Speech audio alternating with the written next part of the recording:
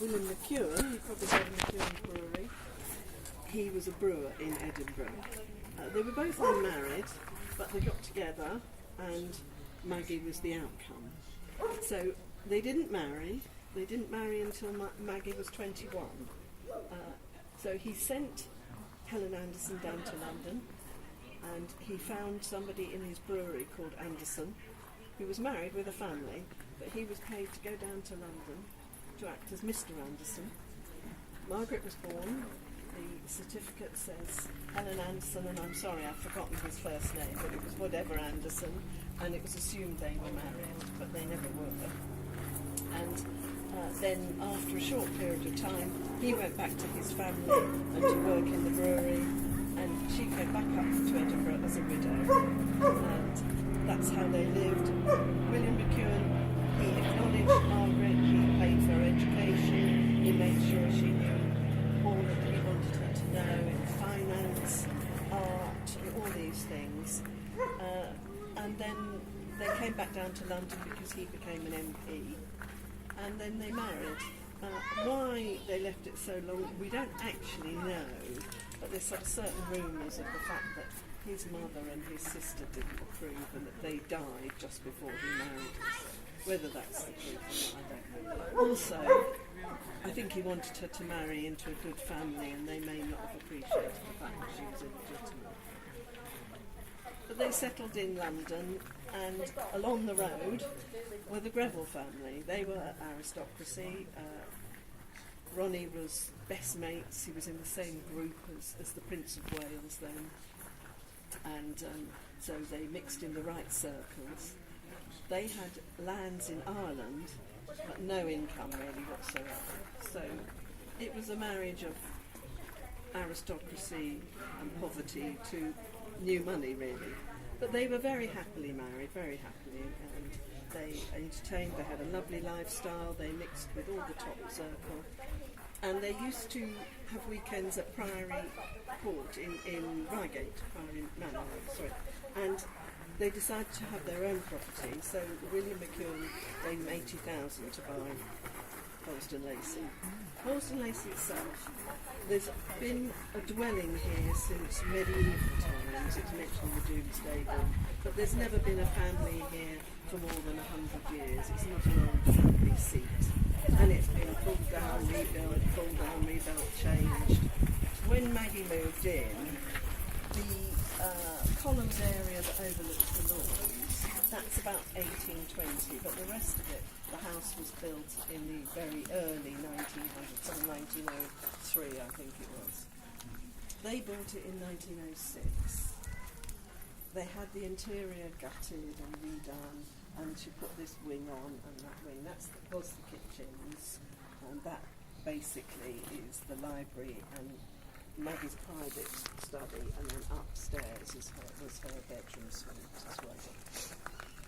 All the interiors are so they reuse things. I mean, the wood panelling was from a church in the city, a Wren church, the city that's being pulled down. The gold room is from an Italian palazzo.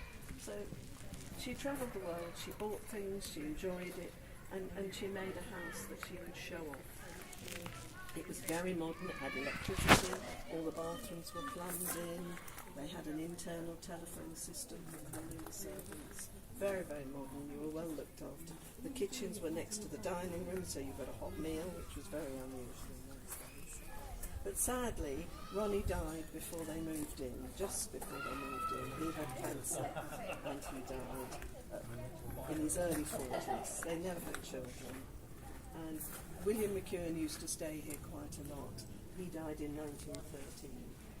But Maggie entertained. She had her first sort of weekend party, I think it was 1909, and that was Edward VII came, and the Keppel family, of course, were here as well. She entertained all sorts of royalty from all over the world, princes. Everybody came. It was the place to come for the weekend. And it was entertainment. There was the golf and things like that. She did have guns in the gun room, but I don't think that was a major sport. But it was a very pleasant place to come. And all sorts of things, I think, went on, but sadly we don't have much documentation to tell us. She lived here until 1940, and then she moved to the Dorchester, where she spent her last 2 years, and she died in 1942. She had intended to leave the house to Bertie and Elizabeth, because they were Duke and Duchess of York, because they honeymooned here, and she was very fond of them. But of course he became king unexpectedly with the abdication, so they didn't need another house, they've got plenty. So she left all her jewellery to Elizabeth, and it's still in the family, it's still worn. Camilla's very fond of one of the Greville tiaras. There is, I think, some information in the tea room about that. But she left, I think it was about 60 pieces of jewellery to her. But the house and the contents of the London property, which was leased, so they didn't own that, was left to the National Trust. And it was left for people to enjoy. She always wanted it displayed. I think she would have preferred an art gallery, but of course we all want to see the house, don't we? So upstairs is a bit at the moment like a gallery with the treasured possessions, but downstairs is more how the house was. And all the furniture is as it was, it's hers and left there. Any questions at all? Oh, let's go and have a look. Yeah. Do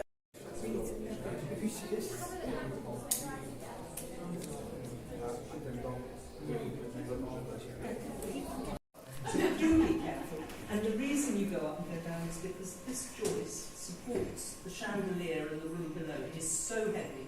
It had to have another steel joist continued when she had the chandelier.